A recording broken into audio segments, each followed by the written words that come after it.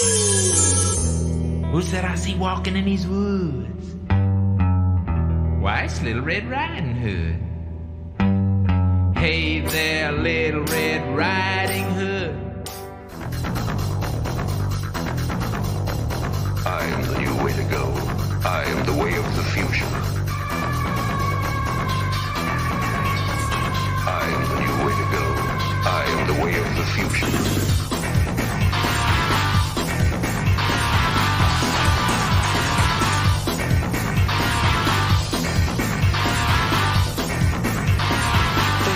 Innocent people being crucified.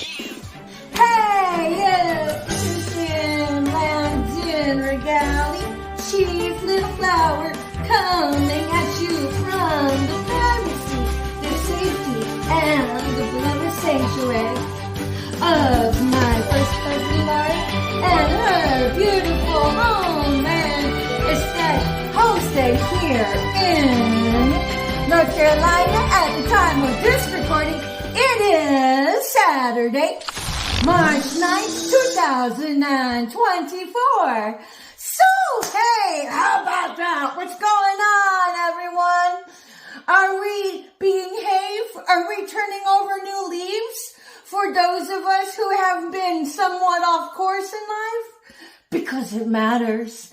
And if you have made the decision to turn over a new leaf, hit reset, rededicate yourself to the Most High, I want to say good for you and welcome, welcome, welcome.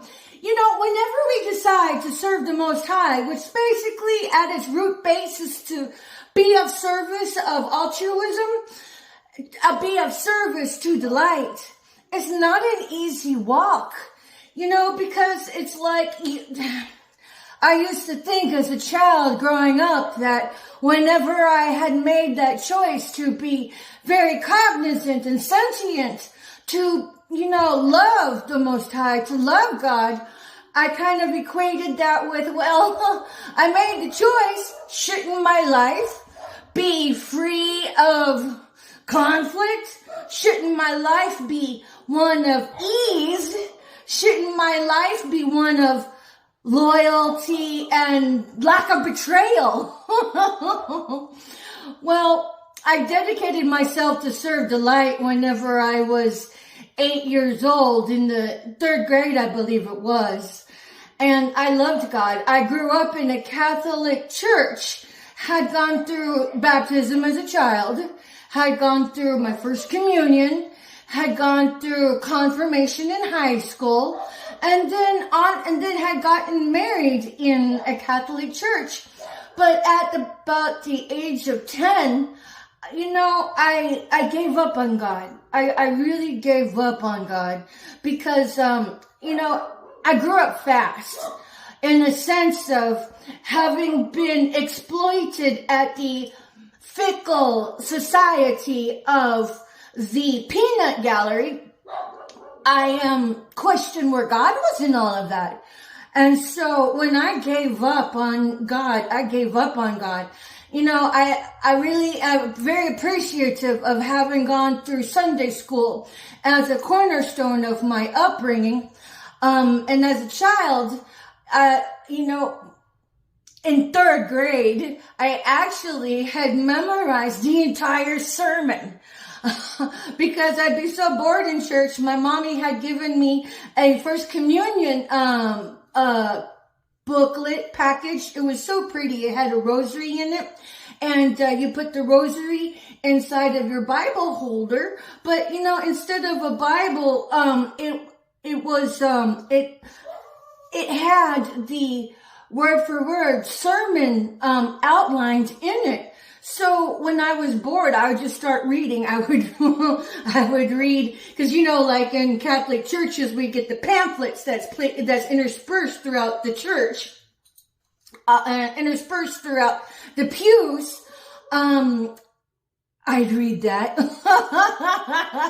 I would read that. First letter was a Timothy letter to Paul and the Romans and the such and whatever. I would read all of that. And then in my book, my first communion clutch I would read that, and then I ended up memorizing the entire sermon word for word at third grade at like 9 years old. Now that I'm grown, I see how sophisticated that was.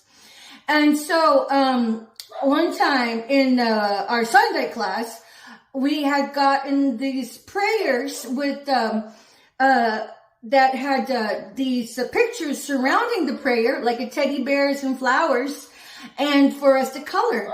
And then the project was to take that paper and then glue it to construction paper. I had chosen blue because blue is my favorite color. And that prayer was pretty long. It had like multiple, probably 5, 6, 7 paragraphs, and I memorized that. And I would say that every night as part of my bedtime prayers. And I was very proud of myself for that. And so whenever I had graduated into becoming, graduated into alopecia, I had been raked over the coals of my peers because, I had obvious hair loss.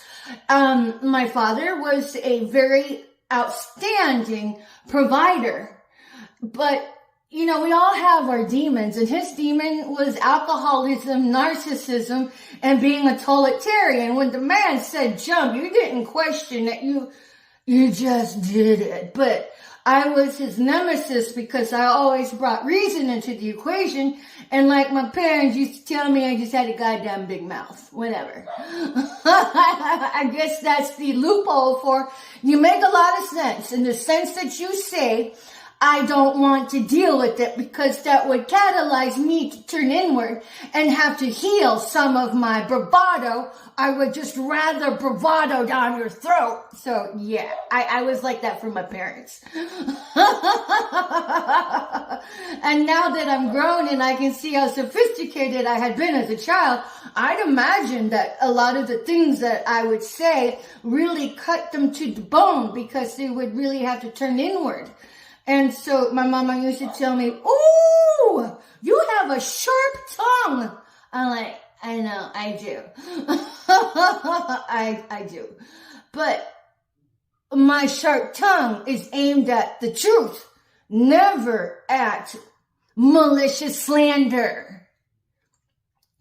So as I grown up, whenever I had the alopecia, and going to school, I had clinical depression at about the age of, 9 and 10 because of all of the hardships that I had to face during school, and so I had developed a hair pulling problem, which is synonymous. If you've ever known anybody to bite their nails, it's the same damn thing.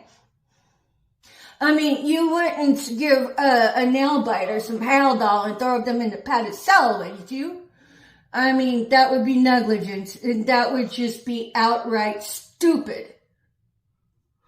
Maybe some Ativan, that we call it a day, and then question what was the etiology catalyzing the nerves going awry with the anxiety. And so that was me. And then so growing up,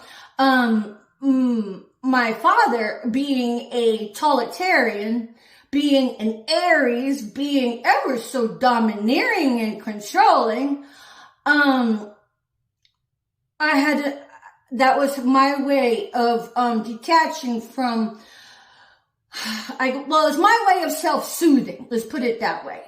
And then, so as I had grown up, the hair pulling would come out in tumultuous times in my life, and then, as a kid, how that manifested was, glaring places of hair loss. At the age of 10, actually in the 6th grade, I had to wear a wig because of the hair loss. My mom would be like, just wear a bandana. And I'm like, no. I excelled in gymnastics to the point of they had to put me in the grade above mine because I was hella amazing muscularly. But I guess thank God for answered prayers, because I withdrew myself from it, even though I loved the gymnastics. But every time, you would tumble and my hair would just be so exposed. I bowed out of it because of the stress that it brought upon me that way. And my mom, she never forced me to do anything. She'd always encourage me, but, she understood. So, and now, I still have, pieces of my gymnastic abilities, and so I take pride in that, but I guess I'm thankful for unanswered prayers, because had I excelled in gymnastics at such an early age, the gymnastics is hell when you're a grown adult. And by the time you're like, mid-20s, you get some fucked up dispositions because of it. I learned that from some of the physical trainers, where whenever I threw myself into learning the modalities of group exercise and the such.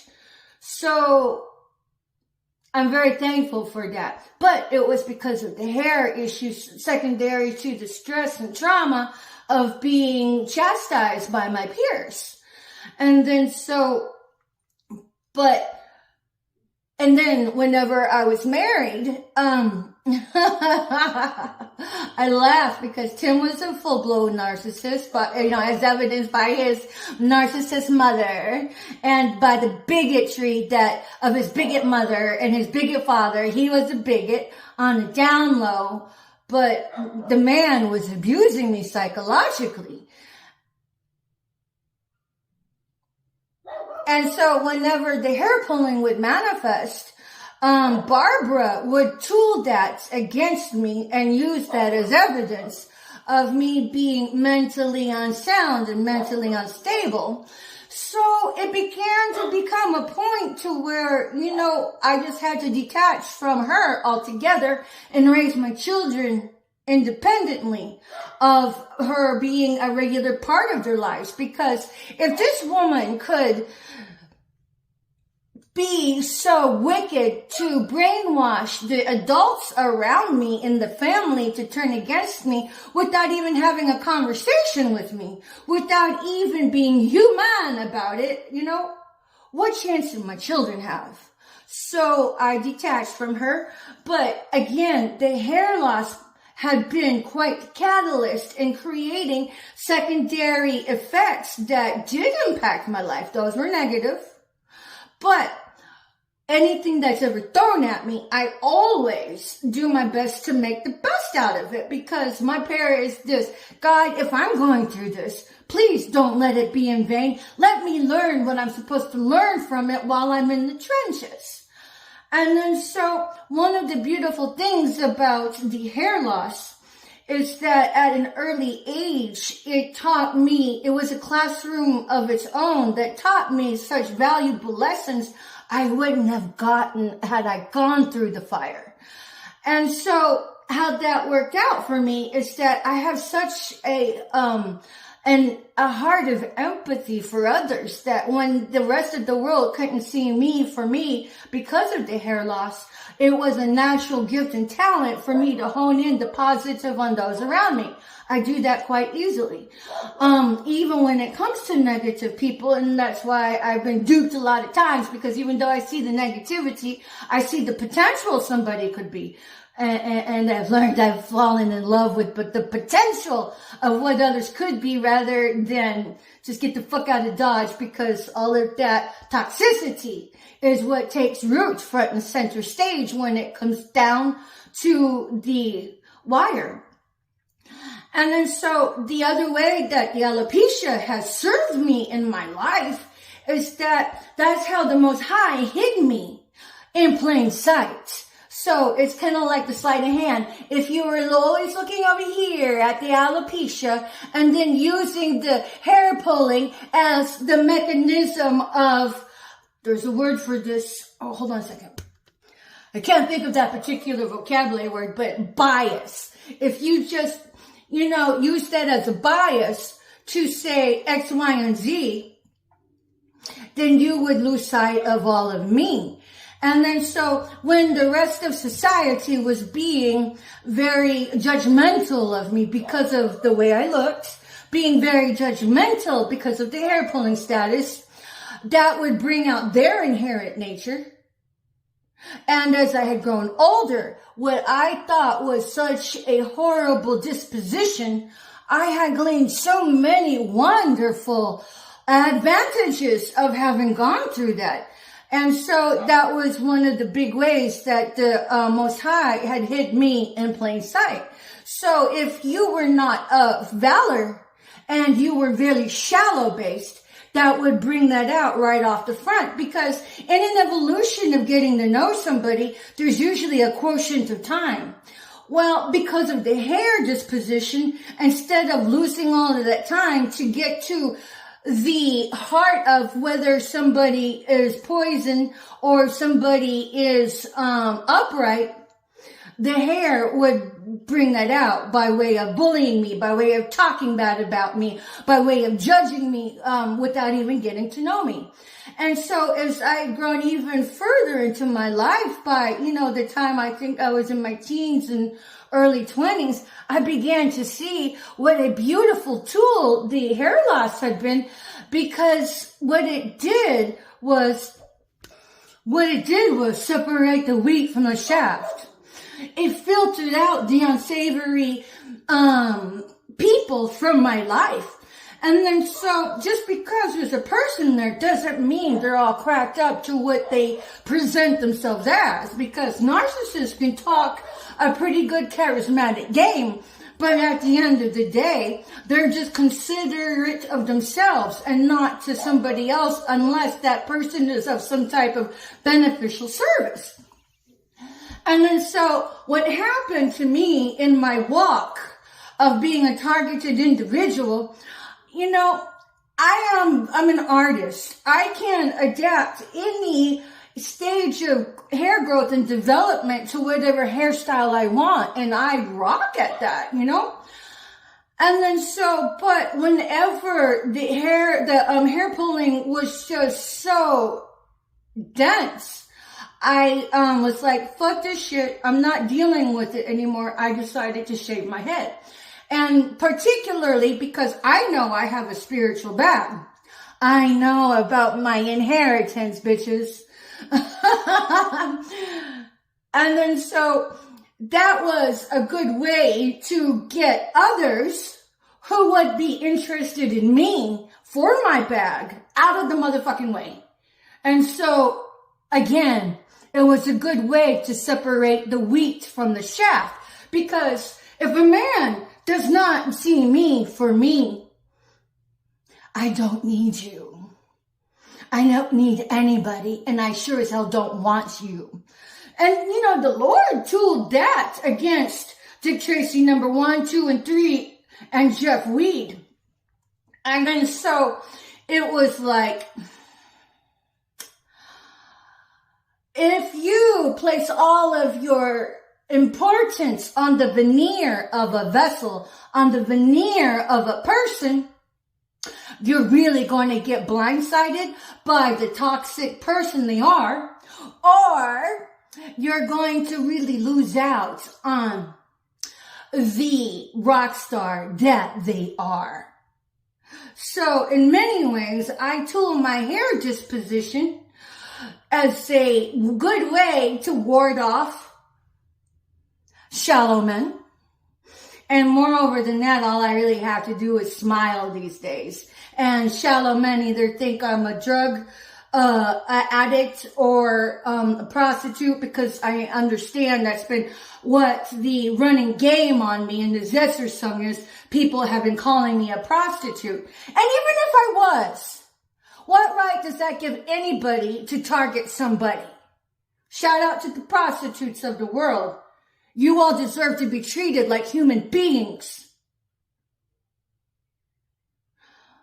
And anybody who would judge somebody for that, you are the problem of what is wrong with society. So whatever. But a lot of you judge others while you're going to church, while you're in church, and when you walk away from church. So it's like, Y'all are the hypocrites. Oh yeah, shout out to Happy Handler Day. Are you all getting your Zetzerson training together? Are you all getting masturbated into complacency whenever your Jiminy Cricket starts to say, hey, this fucking shit is wrong? Or should it be fake as fuck and coming across people with the goddamn Zetzerson? Okay, whatever. Happy Handler Day, bitches. And then so I tool my hair disposition against others. So it's kind of like if you were interested in what you can gain from me, this is repellent. You're not going to like what you see. I love what I see because number one, I know I rock it. And number two, I love how it filters the unsavory wheat from the fucking shaft. The unsavory shaft from the wheat, however you want to look at it. So, what was originally such a hardship in my life that shaped me, that sculpted me, that characterized me, did it for the better. But this is what the Most High had used to hide me in plain sight. And moreover than that, if I were to be in a loving and nurturing environment, all that shit goes away. You know, so I know my potential and I don't ever have to talk another person into seeing my potential or into seeing me for me. Because if you're a rat bastard and you're only there for what you can grub from them, money, clout, otherwise, you're so going to miss out on the meat potatoes that I am. Just because I may not have looked like a trophy while I was being gang stalked in my motherfucking truck, that you goddamn gold digging motherfuckers of the gang stalking, targeting of the individual haters in the hate crime syndicate with all the felonies you guys have been committing all over the motherfucking floor. Y'all are just dumb as fuck to judge me for the work that your consorts have created. Y'all are just dumb. So you want to be racist against me? Go for it. But at the end of the day, my love for society and my passion for helping to create others to see the potential in themselves will always be something that you will kick yourself in the ass for not being more in touch with your own humanity, to have been able to help a sister out whenever I was a goddamn nobody. So I was okay with everybody treating me as a fucking nobody. Who cares? Who cares? Who cares? But what I had issue with was that all of the crime, all of the bigotry, all of the attacks on somebody you never even had a conversation with. Bitch, I could see that you are exactly the chaos and what is wrong with the world. So whenever the chaos and what is wrong in the world come up to attack you, congratulate yourselves because you all created it. You all enabled it. And to a certain degree, you all participated in it. So what may appear to be somebody else's hardship in life just might be the one thing that helped create the beauty, that helped create the fire in another person's life. And if you are too shallow and egotistical to see that, bitch, we don't need you. We need you to grow up. We're not going to attack you for it. We're not going to slander you for it. We're not going to drive our heel into your fucking face stamp out your face with our boot in it forever. Let's just be like, okay, y'all go do you over there. Stay in your own lane. And I'm going to just go be my own self over here. So, whatever. So all of my trials and all of my hardships, I've always, sought out the Most High in it. But even though I felt abandoned by it as a child, at the age of 10, I was really put out with God myself, because I was experiencing all of that. And that prayer that I was so proud to remember, I had that, pinned to my wall where I slept at night. When I took that down, That was me saying, I'm just so broke, busted, and disgusted with you, God. No, I'm not doing that prayer ever again. And I haven't. But little did I know that all of that hardship that was created was only there to sculpt me, was only there to make me a better person, was only there to bring character into my life, was only there to bring vision into my life, to see things that most humans don't even see with their heart, let alone their own eyes. So in the end, I was better for it. So no matter what it is you're facing with the Zetzerson, with anything in your life, you can always use it to your advantage and let it sculpt you, because my mama used to say, you cannot taste the sweet without the bitter. And I'd be like, okay, Mom, that's not really going to help me out right now. Okay. But I promise you that whenever the turbulence settles down, all of those hardships that you had to wade through, that was superhero training. That was superhero training to help you be worth a shit to society at large. Because if you never were dealt a bad hand, you might have just gotten out of hand yourself and became the fucking gluttony of chaos and conflict in the world. So anything that happens to you, you can use it to make yourself better for it. I survived with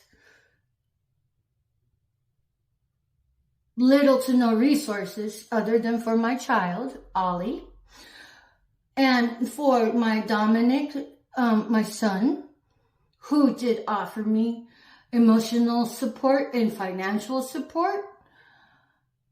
Thank you, children. And I couldn't have done it without the Most High, because it is my faith that I know, even though while the chips look down around me, bitch, that's only in the 3D, because whatsoever is unleashed on earth is unleashed in heaven. Whatsoever is unleashed in heaven is unleashed in earth. So, well, I maintain my vibe and still, try to do my best to be all happy and everything, even though the world and sky was falling around me. That makes a difference, because my comeuppance is upon me in the horizon. And had I not chosen to, depend on the universe to teach me in every step of my journey, I'm not the same woman that left Houston when I did. And, I could have done without all the bullshit. I like the woman I became. So whenever you're in the middle of your hardship, keep on keeping on. Dig your heels in deep. Like my mama used to say, hold on tight to your cross. Hold on tight and look up and never give up. Never give up. So I am very, very prospered with such the loving grace that my mama taught me well, and she walked the talk. So while we may not have had mommies like that, or have had that, I find a driving passion to share with others, so you all can rise up beyond your circumstance in the middle of it and bloom right where you are planted. Even though the exterior of your environment not be one that you would rather have, but you are meant to shine as the beautiful star you are in the middle of debris. If I can do it, anybody can do it. I swear, I promise. So, it's been Patricia and Landon Regali coming at you from the privacy, the safety, and the beautiful sanctuary of my gorgeous and sweet cousin Lori and her sweet, beautiful... My mind is just waking. Foster child. I want to say godchild and I want to say grandchild. I'm like, that's not it. That's not it. Here in North Carolina. Bye for now.